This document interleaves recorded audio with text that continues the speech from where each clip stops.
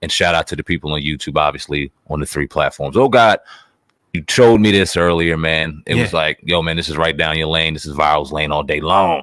Yeah. Mark Curry, man. And we remember Mark Curry hanging with Mr. Cooper. Definitely. One of my favorite shows growing up. I think I was on TGI Friday, if I'm not mistaken. Family Matters, that. It was a couple shows. Love this show. Didn't know that he was such a raw comedian as he was, but he was a nasty comedian too. One of the greatest to ever do it.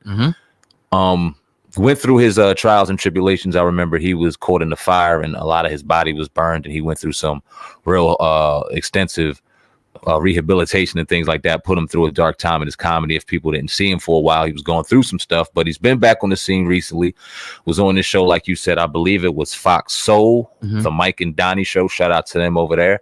And he has some things to say about Steve Harvey. I'm going to play that clip, oh God, and then I'm going to get your thoughts on it. Yes, sir. That is the most lewd thing a comic can do. To me, I step to you. Right? I'm going to step to you. You ever step to him? Yeah, step to him. What'd you say to him? Well, yeah, tell us about that. Ask him.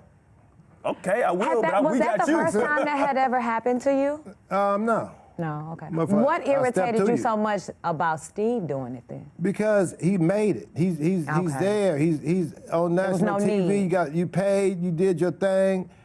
You try to either you fucking with me or you disrespecting me or you I don't understand that. You taking food out of my money, you taking whatever. You know what I mean? I get what you're saying. Yeah, food out your mouth. That's plagiarism. Right. Wow. So we got you here. Steve ain't here. I'll ask Steve later. What'd you say to him when you stepped in? Ask him. Okay. Ask him. Was it, you guys worked things out? Was it still? No, I saw him at the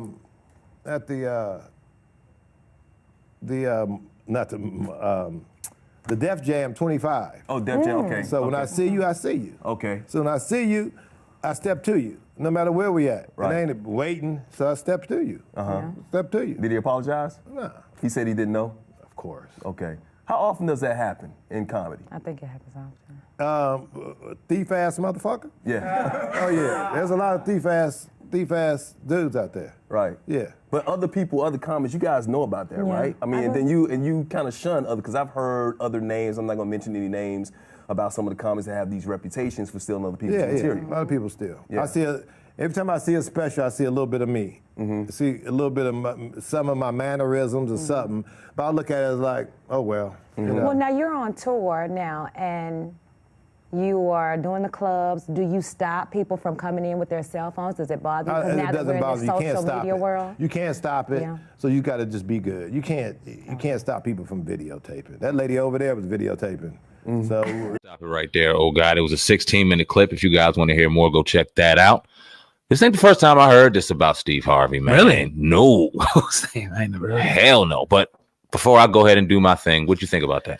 You know, if it indeed is true, and I have no reason not to believe Mr. Curry, I think it's sad, man, and it sucks, for somebody of his stature to have to, steal another man's, material. And he even says it like it's plagiarism, you know what I mean? Especially if you take somebody's whole, routine, I guess what they did, and he said that he took it and he used it. It just goes to show that,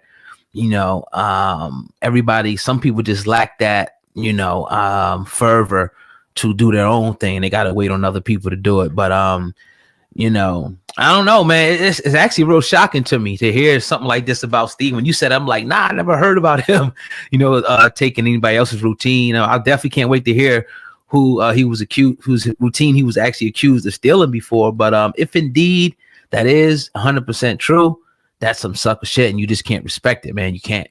Nah, and Steve Harvey's had beef with Kat. He's had beef with Bernie Mac. Yeah. He's had beef with Monique. He's had beef with a lot of some of the prominent names in comedy, and a lot of people don't know why. I remember, I think, who else had beef with him?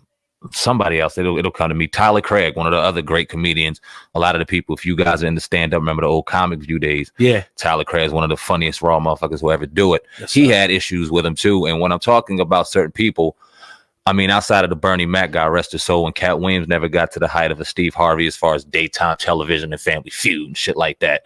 Didn't hit the living rooms like a Steve Harvey did. For them to get to talk about this, talk about a Steve Harvey, to give him that stigma that he's a comedian that will steal jokes, and then to kind of confirm it from a Mark Curry, somebody that's always been respected in the game, never threw dirt on anybody, so chill, and to have such disdain as you can kind of see and feel in his voice. It's like, damn, Steve, all alleged right now. We ain't been there. We don't know. Yeah. It's just another little black eye on Steve Harvey's name. And it's a shame, man, because Steve Harvey was funny, man. Do you think it's rampant, though? Like, because you'll hear like this in the hip hop industry and R&B. You hear that somebody, just swipe somebody's whole song. In fact, we even did a few videos where artists, we heard two different renditions of the song. And we said it sounded the same. My question is it this big in comedy like it is in hip hop and music, like stealing people's routine? You'll hear that there's one rule in comedy. There's one rule amongst the family. There's one rule amongst the brother and sisterhood. You don't steal somebody's jokes. Right. Damn. That's like the ultimate no, because you got to figure these people, these comedians, they're doing it all on the road. They're pretty much, they may be doing, a lot of them doing the same set, show to show. So you can't get your stuff took because you can't get your stuff watered down. Right. And to try those shows out, they got to go into real underground kind of comedy clubs, but they're all sitting there together watching, taking notes, enjoying each other's comedy. I remember Kevin Hart and Chris Rock was sitting there, and they were all doing stand-up amongst the same show on the underground scene, 40 people in there. Dave Chappelle walks in, he does his set, and they all throw their material out the window because Chappelle killed it. So they're all in there. It's this brother and sisterhood. So for you to go in there, it's almost like you taking notes to go steal it to go on national TV. That's as dirty as it comes, man. You can't. That's wrong. And I, nothing against Steve Harvey, but I tend to believe this brother, man. I don't think that he's, lying about it, and it's, it's sad. But I'm glad that he has the, the heart to speak out and put it out there. In front of the world. I think that's dope. Fact. Shout out to Marc Curry. If he happens to watch this podcast, man, you have more than welcome. Have a seat to sit here and talk to us, man. Big fans of your show. Big fans of your material, man. God bless. Definitely. Well, speaking about another artist in the industry, Sam, man, Andre 3000 sat down with the Broken Record podcast, and on that podcast, he shed some light on where he is with music right now. Now, he actually sat down with Rick Rubin. I guess he runs that podcast over there. Shout out to him. Dope. He put, and I quote, "I haven't been making much music, man. My focus is just not there. My confidence is not there.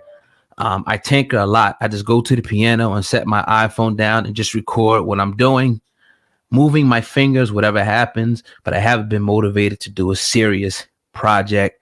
Sam, man, what do you think about this, though? Andre 3000, like you said, a story that you did about him and something that he was going through was one of the first stories that did some real great numbers on YouTube. So you're definitely familiar with Andre 3000 and his music.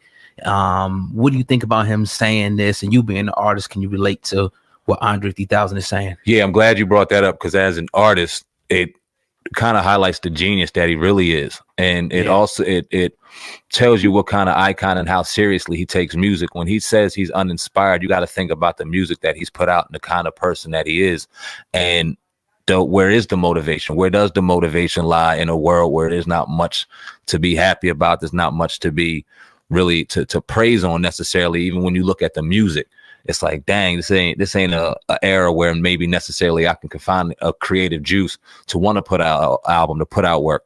You don't often hear an artist, especially on the caliber of Andre, say that because he's uninspired, he doesn't want to put out work. I'll give an Eminem for an example, one of the greatest rappers to ever do it. But a lot of the reason why he fell out of people's top 5, top 10, and beyond is because he felt the pressure to put out albums, because he heard whispers or heard things and heard this like that. And it wasn't the Eminem of old. It wasn't the Eminem we remember. Andre don't want to be that way. 3 Stacks don't want to be that way. He's not just going to put out an album because he hears people and he hears the whispers and everyone's saying they want a new Outkast album. Everybody says they want to do this or do that. We heard Boomerverse that came out a couple years back with Big Boy. That joint was a banger. I can still rock to that joint to this day. So they still can do their thing. So for him, and I'm sure even the piano that he plays and whatever comes out of his mouth, or whatever he's doing that's recorded, is genius. I'm sure it is. But for him not to have the inspiration, I'm glad and can respect and admire the fact that he can be open and honest about that. It's not easy to do. You don't see people coming off their high horse and saying that, especially the caliber of Andre. So I think it goes to, I think it's kind of, a travesty in what it reflects how bad the music is nowadays, that he is like not feeling like seeing a new artist, because something about, competition, like when you had Jordan, you had all these players, Reggie Millers and Drexler and Isaiah Thomas, all these players were playing in the league, it just made it better. Like when you come in, you have to bring your A game. Got to. And now you got guys out there that just subpar. Everything sounds the same. So you're like, you know what? I ain't really even feeling it. Like I need to even come out and even inject my music in this. Cause one, when I put it out there, people ain't going to appreciate it. They want this other different type of sound. And it's just like, it's music, just like even what we do. Anything that you do as an entrepreneur, you got to feel inspired. I know I got to feel inspired. Like even to get on here, if I'm not inspired, I don't see the vision all the way through. It just ain't going to be right. And, you know, it'll come out. So it's just like, you got to salute somebody like that. And I think you made the greatest point when you said that it just shows his genius. Like he ain't going to just give you